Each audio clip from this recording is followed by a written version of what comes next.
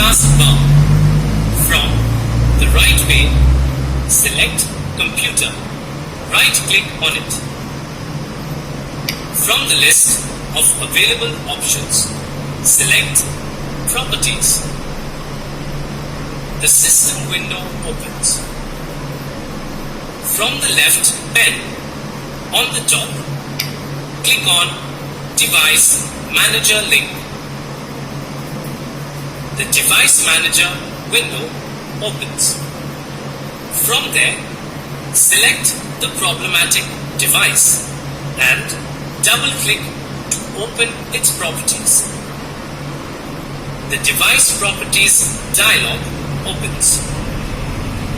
From there, click the Update Driver button at the bottom. The Update Driver Software dialog opens.